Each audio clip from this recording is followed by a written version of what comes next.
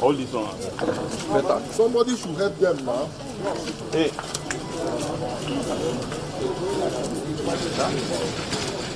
No, let them. After this one. Hold on.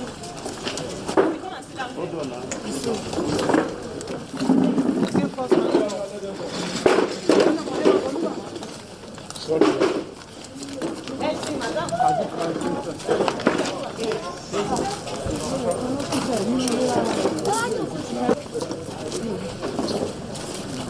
No space, you are right. Space, you are right. Space, you are right.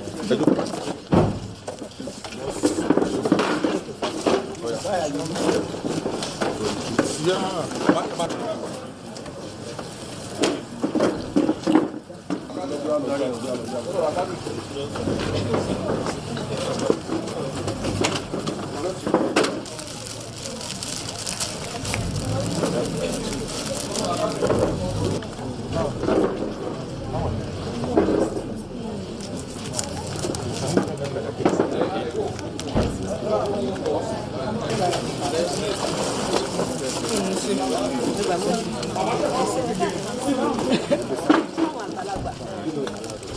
Ma rush here. No rush it. Small. So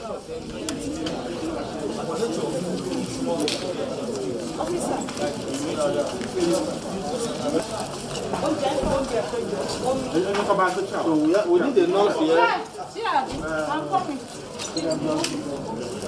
It was just a sudden act, suddenly, and a terrifying act, because that evening, after like 30 minutes to the program, we started the program by, I think, around 5.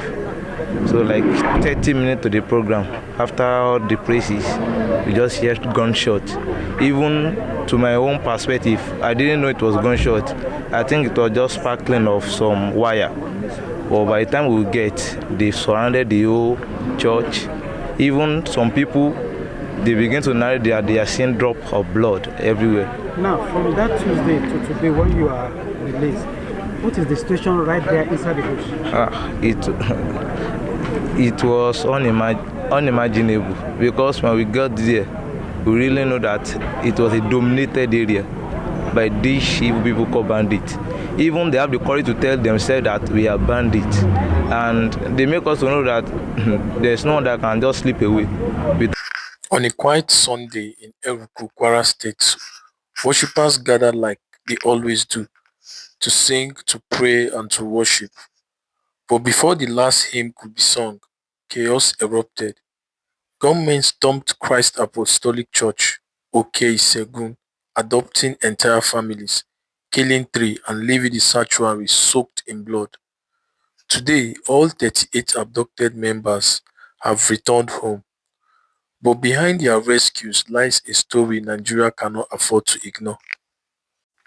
The attack happened during a midweek church program. Witnesses say the gunmen arrived in large numbers, firing into the air and ordering everyone down, and there was a clear CCTV footage about the event that went viral.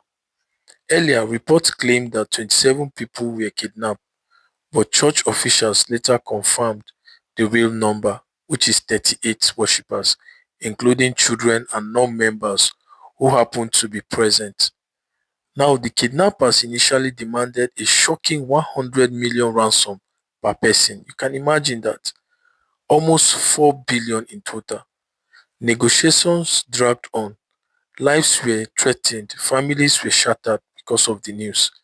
The abductors then split the victims into smaller groups, a tactic used to increase pressure and profit. Governor Abdurrahman Abdulrazak announced that all 38 abducted victims had regained freedom. The rescue operation involved tactical police teams, the Nigerian Army, DSS intelligence, and direct intervention for President Bola Ahmed Tinubu. In fact, report says the president cancelled his G20 summit trip to focus on the crisis, a sign that the federal government recognized the seriousness of the attack. When the victims returned, the church was still stained from the night of the attack. Yet the very next day, the congregation gathered again, wounded, shaken, but determined. Three people never made it out alive. One is still hospitalized as a result of shock. This was more than an attack on a building. It was an attack on faith, on community, and on the safety Nigerians deserve. This situation has a serious security implications for Nigeria.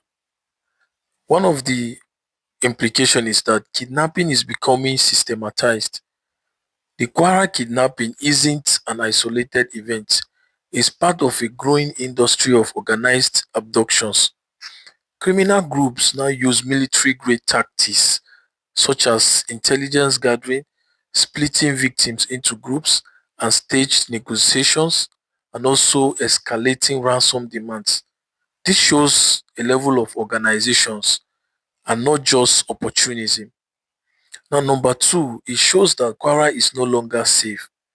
For years, Kwara State was considered relatively safe. It served as a buffer between the troubled northern states and the stable southwest. But this attack proves something security analysts have feared for long, that insecurity is spilling southwards. Now, it also shows that the attackers invaded a church, one of the most symbolic soft targets. If criminals can walk into a sanctuary, kidnap 38 people, demand billions of naira, and negotiate for days, it means they believe the state is too weak, too slow, or too overwhelmed to stop them.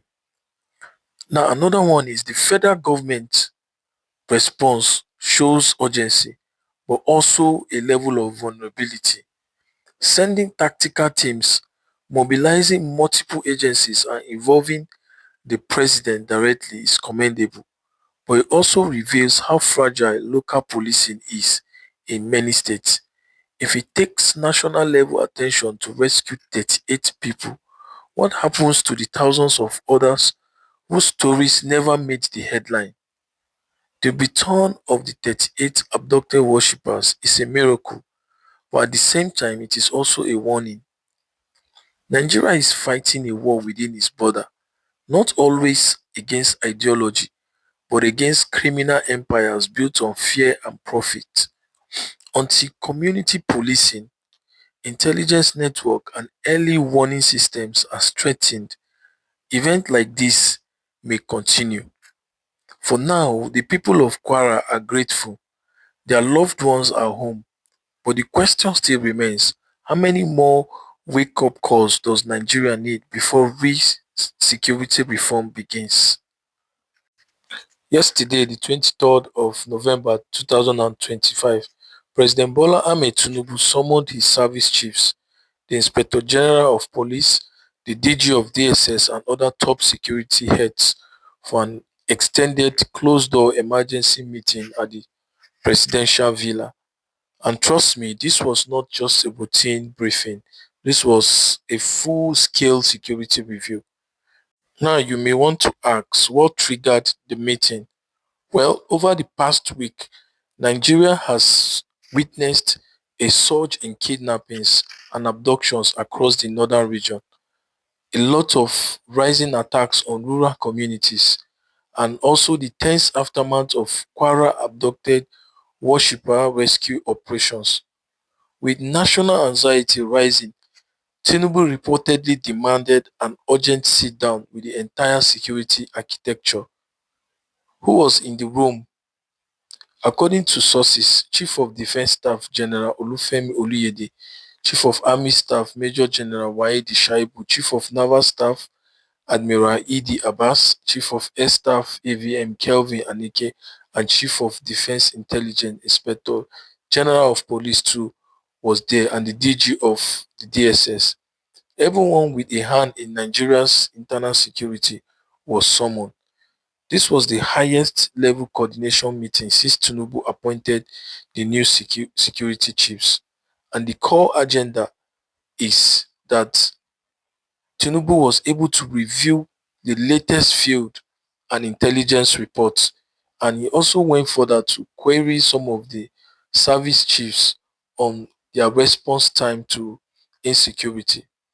Now, he also directed an immediate re-strategizing of deployment and ordered agencies to operate with speed, precision, and absolute resolve to solve this insecurity problem. He also demanded a better cooperation between military and the police formation. There are also sources that say the president is no longer tolerating uncoordinated or slow security response. Now, why does this matter? This meeting marks a turning point because Tinubu is moving from, you know, policy talk to direct command involvement. There may be a shakeup in operational leadership if results don't improve the coming season, the coming months, and the coming weeks. Well, security agencies may begin joint operations, especially in the northern states, and new intelligence led tactics are expected to roll out immediately. This is the kind of meeting a president calls when the country reaches a security tipping point. Well, what do you think about all these issues about insecurity in Nigeria? Comment, let's talk about this in the comment section. Thank you.